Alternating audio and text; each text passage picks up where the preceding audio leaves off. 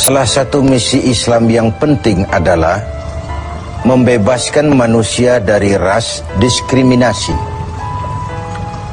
mengikat manusia dengan ikatan akidah bahwa dari manapun orang datang, apapun warna kulitnya, dan dari suku apapun ia dilahirkan, kalau akidahnya sama, itulah saudara kita. Kita bertujuh orang ini mungkin ada yang dari Betawi, dari Jawa Tengah, dari Jawa Timur, tapi di sini kita merasa kita adalah satu. Apa yang mengikat kita? Akidah. Ternyata ikatan akidah itu jauh lebih kuat daripada ikatan darah sekalipun. Islam membebaskan manusia dari ras diskriminasi, dan Rasul mengajarkan, innallaha la yanzuru ila suwarikum wala ila amwalikum walakin yanzuru ila qulubikum wa a'malikum. Allah itu tidak melihat potonganmu, Allah tidak melihat hartamu, yang Allah lihat adalah hatimu dan amal perbuatanmu. Kemudian satu-satunya yang menyebabkan manusia lebih tinggi dari yang lain adalah ketakwaannya kepada Allah. Sehingga dalam Al-Quran dijelaskan, inna akramakum indallahi atqakum, yang paling mulia di antara kamu dalam pandangan Allah adalah yang paling bertakwa kepadanya. Nah, kita tahu binatang saja harganya nggak sama kan. Sapi itu yang paling mahal, yang badannya paling gemuk, karena harga sapi pada dagingnya. Tapi ada perkutut lebih mahal dari sapi, padahal perkutut dagingnya sedikit, benar. Kenapa bisa terjadi? Karena harga perkutut tidak pada dagingnya, tapi pada suaranya. Lalu di mana harga manusia? Yang paling gemuk boleh saingan sama sapi. Pada suaranya tentu tidak. Allah maha benar, inna akramakum indallah atqakum, yang paling mulia di antara kamu dalam pandangan Allah adalah yang paling bertakwa kepadanya. Nah, tujuan disyariatkannya pelaksanaan ibadah puasa, tujuan kita semua diperintahkan melaksanakan ibadah puasa, pada penghujung ayat 183 Al-Baqarah jelas, la'allakum tattaqun, agar dengan puasa yang kamu kerjakan itu, kamu menjadi orang yang bertakwa kepada Allah Subhanahu wa ta'ala.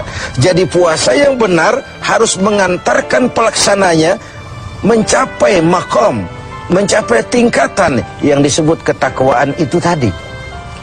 Nah, ini pantai yang mau kita tuju dalam melaksanakan ibadah puasa. Jadi puasa berhasil apabila ia mengantar pelaksananya menjadi orang yang semakin bertakwa kepada Allah Subhanahu wa ta'ala.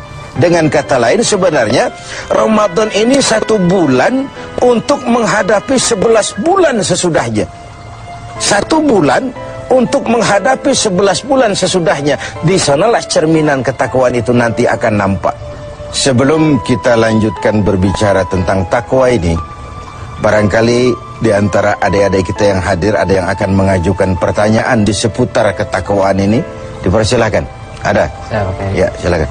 Assalamualaikum warahmatullahi wabarakatuh. Assalamualaikum. Saya mau nanya ini Pak Kiai, kalau orang yang bertakwa itu apakah mengalami skeptis dalam menghadapi kehidupannya? Ya. Okay. Apakah orang yang bertakwa itu lalu skeptis dalam menjalani kehidupan? Kira-kira gitu maksudnya. Iya. Saya ingin menyatakan bahwa lebih dahulu bahwa sekarang ini banyak orang menggunakan kalimat agama untuk maksud yang tidak sama dengan maksud agama. Lalu terjadi pergeseran nilai. Misalnya yang secara umum kita sudah salah kaprah. Orang meninggal biasanya dikatakan telah berpulang ke rahmatullah. Rahmatullah itu kan artinya rahmatnya Allah, kasih sayang Allah, dan itu artinya sorga. Nah, kira-kira kalau koruptor mati, apa iya pulang ke rahmatullah itu? Kita kan sudah menggunakan kamuflase, kalimat yang tidak sama dengan maksudnya itu. Demikian juga kalimat takwa ini.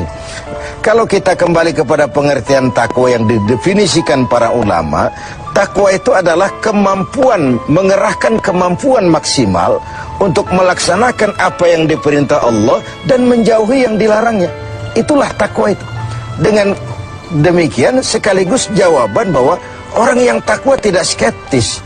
Tidak, kalau takwa itu ndelohom, nggak kerja, dagang berhenti, tidak cari nafkah, diam aja di rumah, nunggu keajaiban. Bukan itu takwa itu. Takwa juga tidak terkait dengan pakaian. Ini kan aksesoris pakaian ini. Apalagi sekarang aksesoris. Apa kalau saya pakai serban saya lebih takwa dari saudara? Belum tentu. Sekarang ini aksesoris juga sudah kacau. Rocker sejak pakai gamis. Ini kan sudah kerancuan aksesoris. Jadi sama sekali itu tidak terkait. Dengan demikian orang yang takwa bukan orang yang skeptis. Dia malah harus orang yang optimis menghadapi kehidupan. Karena sesungguhnya yang namanya takwa, kemampuan melaksanakan yang diperintah, kemampuan menjauhi yang dilarang olehnya. Nah, ini sebuah gambaran bahwa disitulah harga manusia itu. Pada kemampuannya menjadi pelaksana yang diperintah Allah dan meninggalkan apa yang dilarangnya. Sehingga kalimat ini kita dudukan, kan ini takwa ini pun sudah jadi lalap di mulut bangsa kita ini. Pejabat kalau dilantik bertakwa, bertakwa, bertakwa. Habis dilantik jabat takwa ngalor dia ngidul. Nggak sinkron, nggak ketemu ujung-ujungnya itu.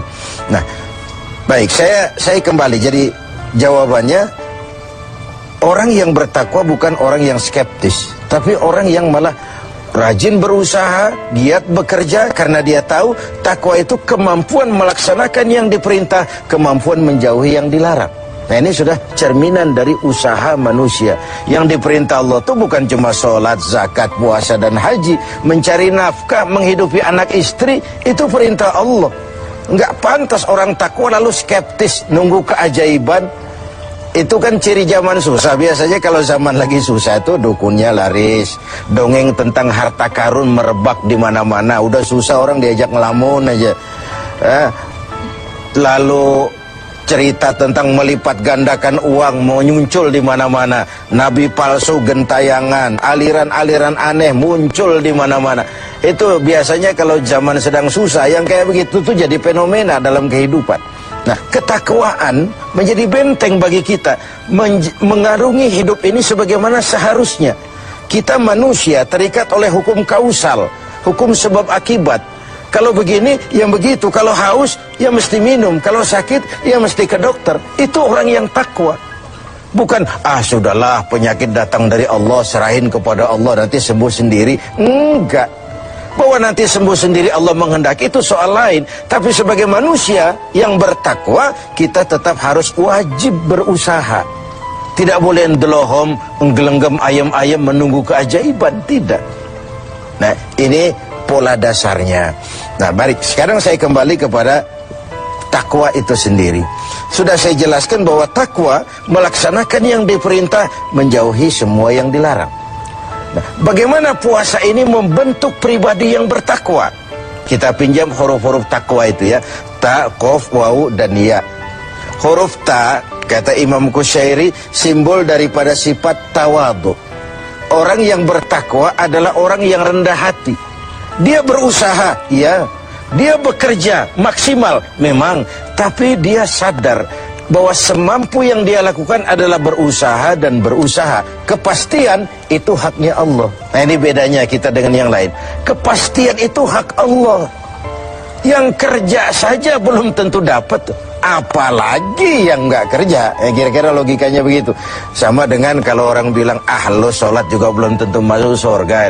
Ada suka orang usil, iya, yang sholat saja belum tentu masuk surga, apalagi yang nggak sholat. Kan begitu logikanya. Orang yang bertakwa itu dia terpacu. Nah, timbul sifat tawadu, rendah hati, dibentuk oleh pelaksanaan ibadah puasa ini. Kenapa? Puasa ini kan, ya Allah, baru sehari nggak terkena makan, nggak terkena minum, sudah begini lemah rasanya diri. Lalu apa yang mau disombongkan di hadapan Allah? Nah, timbul sikap rendah hati. Ini mentalitas takwa. Dia bekerja, dia berusaha, dia gunakan teknologi canggih, dia pakai manajemen yang paling modern, dia pakai tenaga yang profesional, tapi di balik itu dia sadar betul kepastian cuma hak Allah. Maka usahanya selalu diiringi dengan doa agar keberhasilan tidak membuat dia lupa diri, kegagalan tidak membuat dia putus asa. Inilah nikmatnya takwa itu. Keberhasilan tidak membuat lupa diri, dan kegagalan tidak menjadikan dia putus asa. Selalu melihat hikmah di balik apapun yang dia hadapi itu. Rendah hati. Makanya di hadis qudsi dikatakan, aku cinta orang yang rendah hati, aku lebih cinta kepada orang kaya yang rendah hati. Aku benci orang miskin, tapi aku lebih benci orang miskin yang sombong. Aku benci orang sombong, aku lebih benci orang miskin yang sombong. Jadi kalau ada orang kaya rendah hati, wajar saja. Orang kaya nggak sombong kan pantas. Orang miskin nggak sombong, pantas saja. Emang nggak ada yang mau disombongin. Tapi kalau orang kaya segalanya punya, dia rendah hati, itu yang Allah lebih cinta. Nah, takwa menanamkan itu, sikap rendah hati. Lalu huruf yang kedua, huruf Qaf, simbol dari sifat qanaah. Ini sifat orang takwa, merasa cukup dengan apa yang diberikan Allah. Tengoklah, puasa ini kan mendidik. Saat menjelang buka, kayaknya semua isi meja mau kita pindahin ke perut kita. Kalau boleh jangan orang lain, jangan kebagian. Padahal apa sih daya tampung perut kita itu? Seteguk air, sepiring nasi, sepotong kue, kenyang sudah. Ini menyelamatkan manusia dari sifat tamak, rakus, serakah. Kan ini yang menyebabkan terhalangnya pemerataan dalam upaya pembangunan di negara kita ini. Sehingga gunung ditimbun, sumur digali, yang kaya makin hebat, yang miskin makin terpuruk, akibat pola keserakahan itu tadi. Nah, dengan demikian, dua dari sifat takwa ini kita bicarakan, insya Allah yang sisanya kita lanjutkan pada kesempatan.